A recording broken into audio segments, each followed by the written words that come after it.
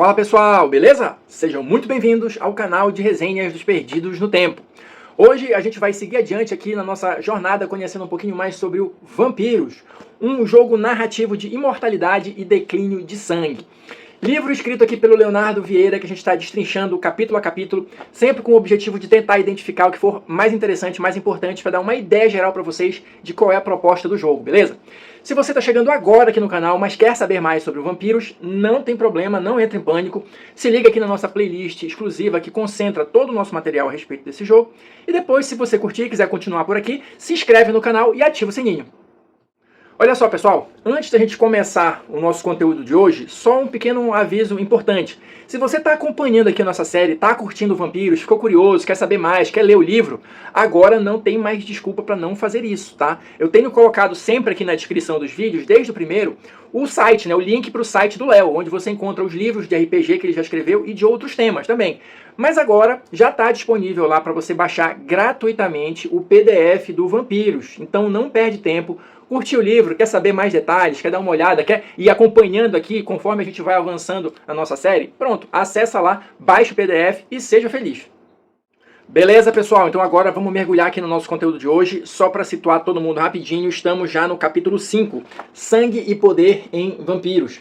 Se a gente está falando de um jogo de vampiros, é claro, óbvio, evidente que em algum momento teríamos que falar de sangue, que é um elemento central nessa mitologia. Aqui, no universo, né, do Vampiros, ele vai ter suas características especiais e tal, vai ter as suas questões que diferem de outros jogos, mas de uma maneira geral, ele vai servir, né, naquela questão de combustível, né? Ele vai ser o combustível que vai não só animar o corpo, né, do vampiro, ele vai ter aquele lado narrativo da coisa, mas ele também vai se reverter em algumas mecânicas, em algumas regrinhas, e é isso que a gente vai ver no vídeo de hoje, beleza? Eu cheguei a comentar já em algum momento aqui da série, tenho quase certeza disso, de que você pode utilizar os pontos de sangue para você melhorar, ou melhor dizendo, para você aumentar as capacidades físicas do personagem, porque, salvo engano, ele começa com 0 ali em todos os atributos, vamos dizer assim, e você vai movendo pontos de sangue para deixá-lo mais forte, mais rápido, esse tipo de coisa.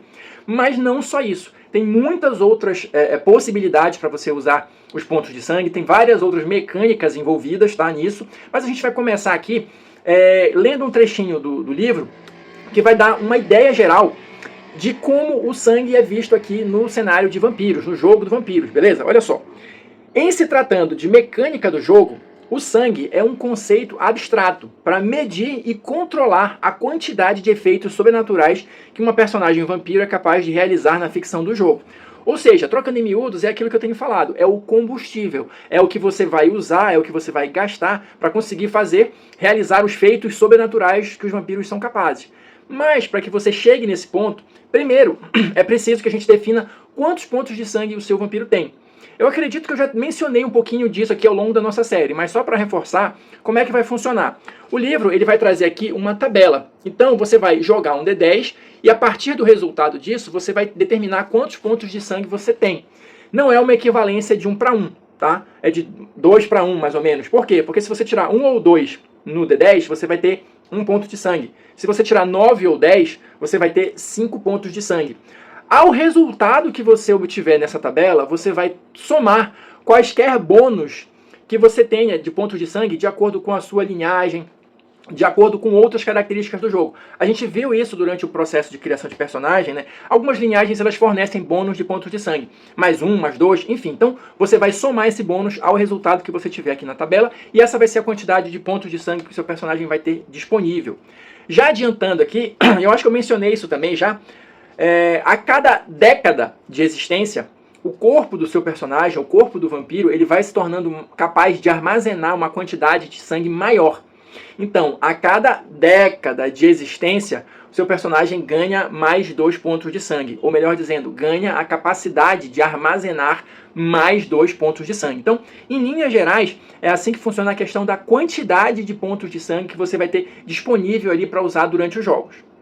Beleza, já sei quantos pontos de sangue eu tenho, mas como é que eu faço para usar? Como é que eu ativo? Como é que eu gasto os pontos de sangue ali? Como é que funciona essa mecânica? Bom, tem duas possibilidades. Tem uma mais simples, vamos dizer assim, tem um gasto mais simples e tem, claro, algo mais elaborado, algo mais complicado. Então vamos começar pelo básico e a gente vai vendo cada uma das situações. Então assim, inicialmente, regra geral ou mais facinho, se você tiver o poder, né, que você quer usar. A gente viu isso também ao longo do processo de criação de personagem. Em alguns momentos tem umas listas de poder para você escolher. Então, eu tenho o poder, eu digo que eu quero ativar esse poder e eu digo que eu quero gastar X pontos de sangue. Simples assim, inicialmente. A gente vai ter um porém aí daqui a pouco, tá? Mas o funcionamento básico é esse. Você tem o poder e escolhe quantos pontos de sangue você quer investir para ativar esse poder. O que isso vai fazer de diferença, essa quantidade de pontos de sangue? A gente tem aqui no livro, olha, uma outra tabela, que vai ser uma tabela bem geral, bem abrangente, que provavelmente você ou o narrador vai consultar toda vez que alguém decidir gastar pontos de sangue para ativar um poder. Por quê? Ela vai prever aqui todas as situações em relação à questão do efeito. Tá? Então, vamos supor que você queira ativar um poder que precisa de um raio de efeito ali. O que vai definir qual é o raio de efeito é a quantidade de pontos de sangue que você gasta. Então, exemplo aqui, se você gastar 1 ponto de sangue, o raio de efeito vai ser 1 metro. Se você gastar 2, vai ser 10 metros. Se você estiver usando um poder que causa dano, se você usar 1 ponto de sangue, você vai causar dano, mas vai ser um dano não letal. Se você gastar a partir de 3 pontos de sangue, vai ser um dano grave. Se for um poder que tem um alcance até X metros ali, se você gastar 1 ponto de sangue, vai ser 5 metros. Se você gastar 2, vai ser 10 metros e assim por diante.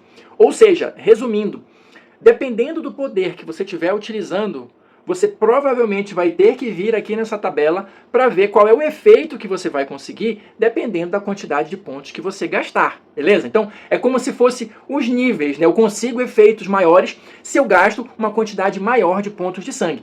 E é aí que vem o porém. Olha só, o que eu falei até agora? Se você tiver o poder, você escolhe a quantidade de pontos que você quer gastar para ativar e pronto. Não precisa fazer nenhum teste, nenhuma jogada de dados, nada disso. O porém vem se você decidir investir uma quantidade de pontos de sangue alta. O que o livro considera como alta? De 3 em diante. Então, se você ativar qualquer poder, qualquer uso do sangue e gastar no máximo até 2 pontos, beleza, você conseguiu exatamente o que você queria, você vê o efeito lá naquela tabela e tudo tranquilo, não precisa fazer teste nenhum.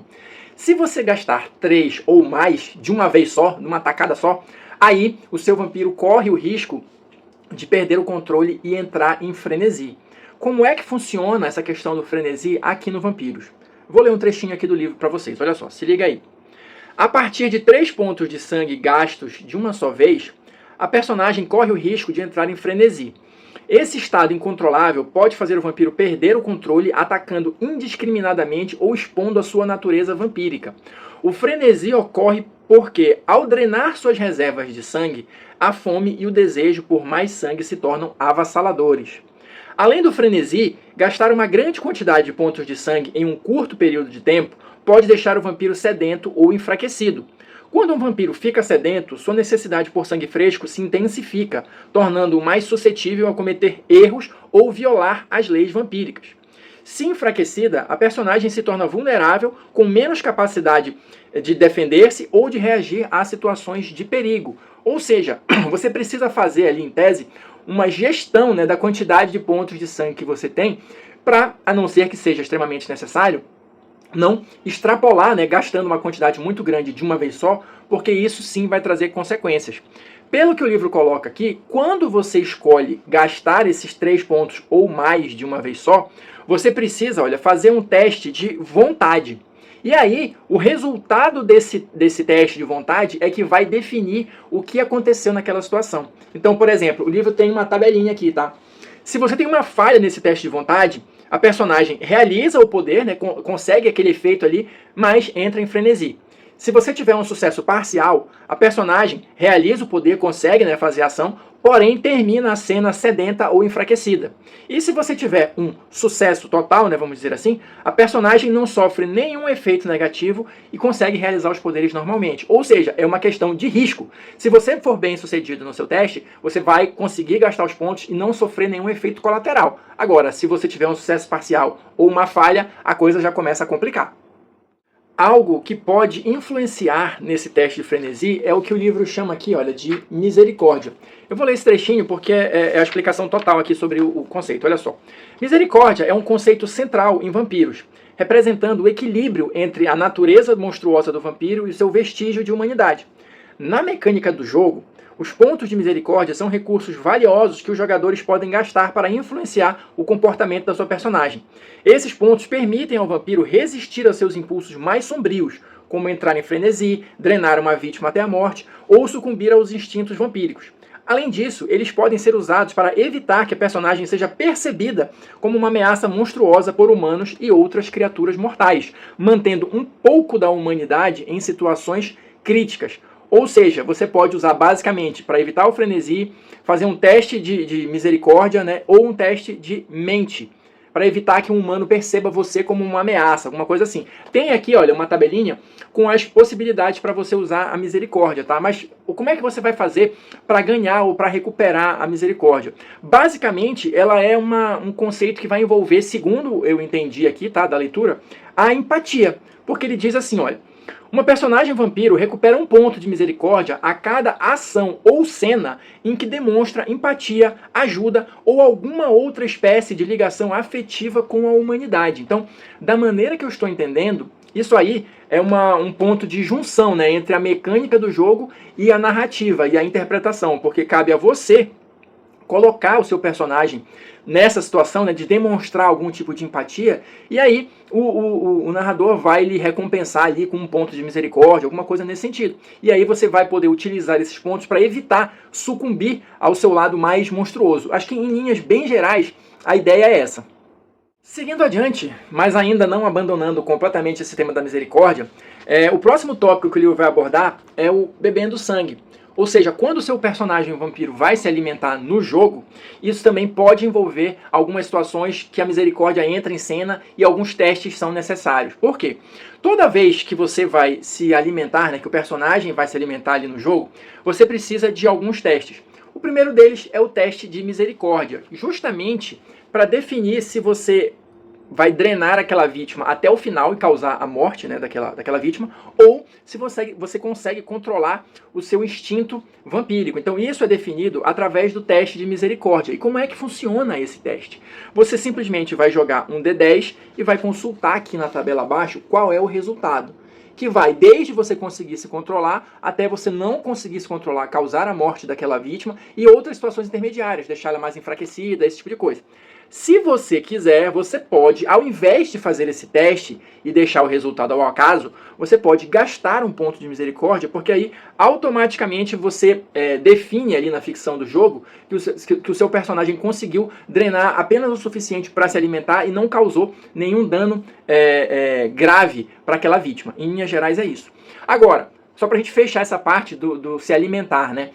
Não só a questão da misericórdia vai entrar em cena aí. A gente vai ter um outro teste que é chamado teste do sangue. Eu lembro de ter falado, acho que num dos primeiros vídeos aqui da série, que tem a questão da qualidade do sangue, né? No mundo moderno, várias pessoas têm hábitos não saudáveis e tal, isso influencia na qualidade do sangue, segundo a percepção, né, dos vampiros e tal, e existem sangues, entre aspas, aqui, mais ou menos nutritivos, vamos chamar assim. Então, na verdade, toda vez que se o seu personagem for se alimentar, você vai fazer um teste justamente para definir essa qualidade do sangue.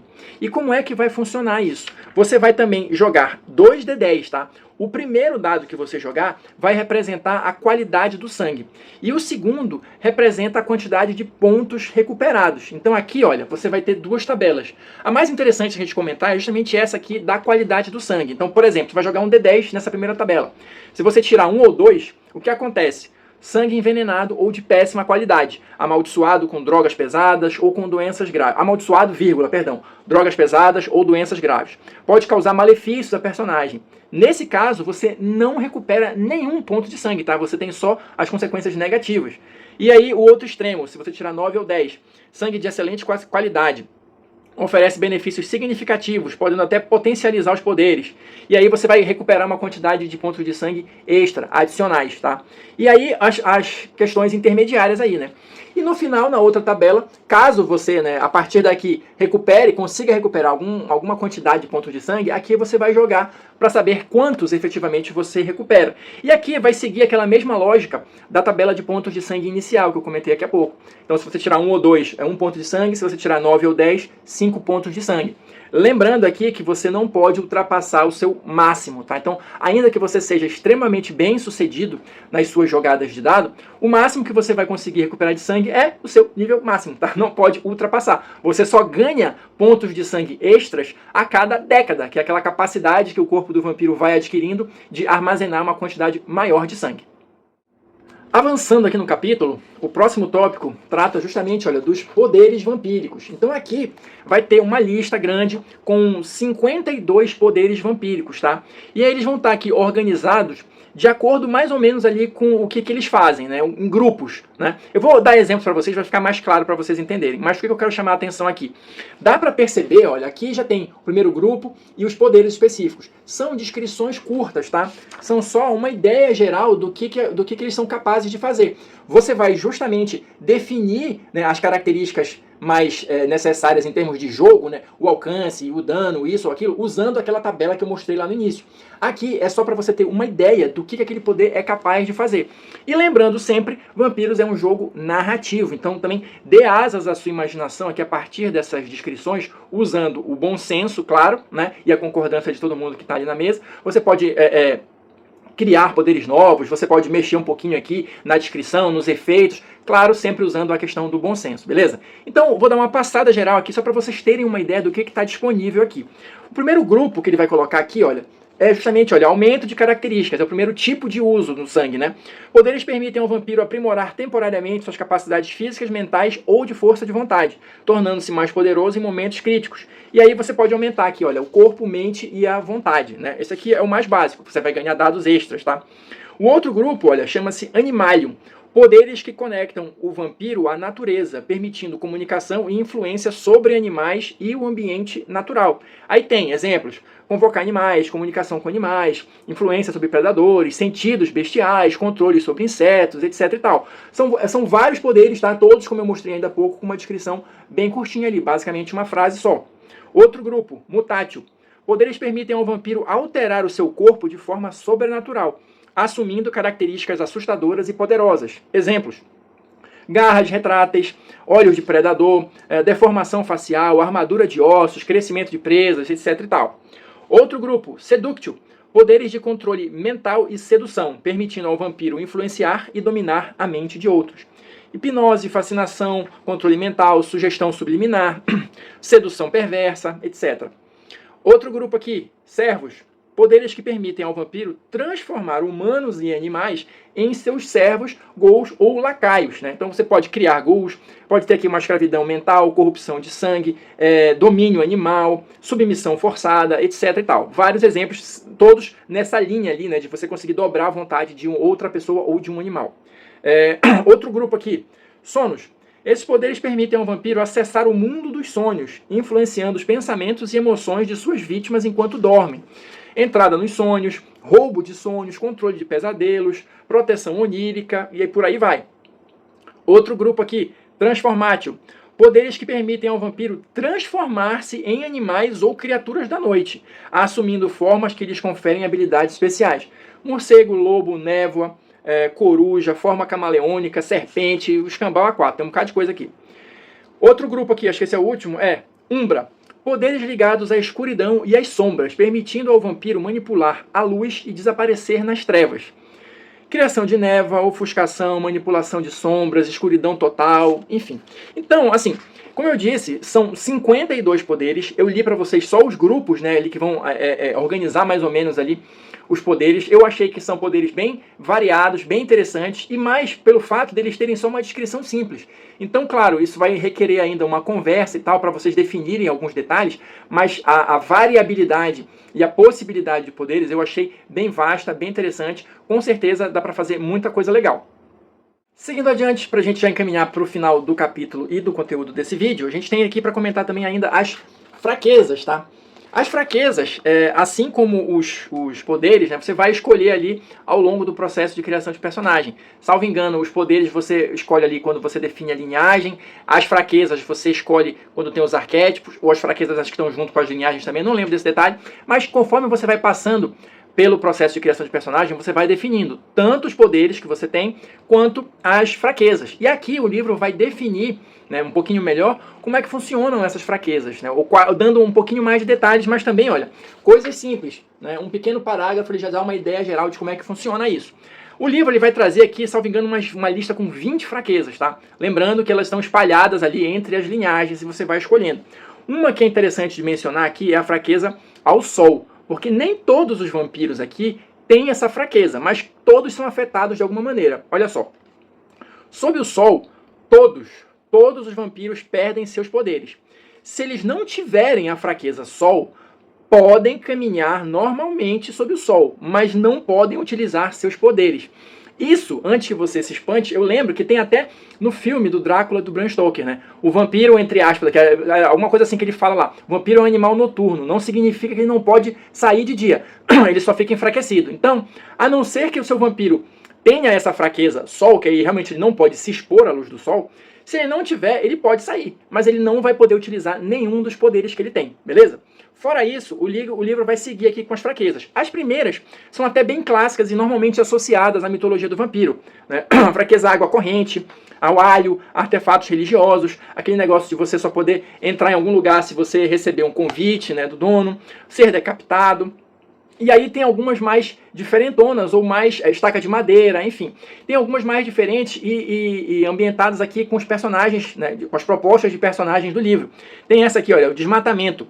Vampiros que estão em sintonia com a natureza, como os Kaapora, que a gente mencionou aqui, sofrem profundamente com o desmatamento. Áreas devastadas pela destruição das florestas tornam-se inóspitas para esses vampiros. E a proximidade com locais desmatados enfraquece suas habilidades e conexões sobrenaturais. E aí tem várias outras, né? Fogo, exorcismo, ferro frio, sangue contaminado, metais industriais, poluição, aqui são as coisas mais diferentes, né? Enfim, tecnologia de ponta. Vampiros que vivem há séculos podem ter dificuldade para se adaptar à tecnologia moderna. Aparelhos eletrônicos, câmeras de vigilância e outros dispositivos tecnológicos representam desafios, pois esses vampiros podem ser detectados ou rastreados mais facilmente, limitando suas atividades nas sociedades modernas. Ou seja, uma série, uma lista grande, tem uns 20 mais ou menos, de fraquezas possíveis para você escolher. E claro, sempre interpretar ali de acordo com o que for mais interessante, mais divertido para o grupo usar. Mas com certeza tem umas ideias bem bacanas aqui que podem dar aquele temperinho especial no seu jogo. Então é isso, pessoal. Vou ficando por aqui. Fechamos mais um capítulo do Vampiros. Espero que vocês estejam curtindo aí, né, a jornada.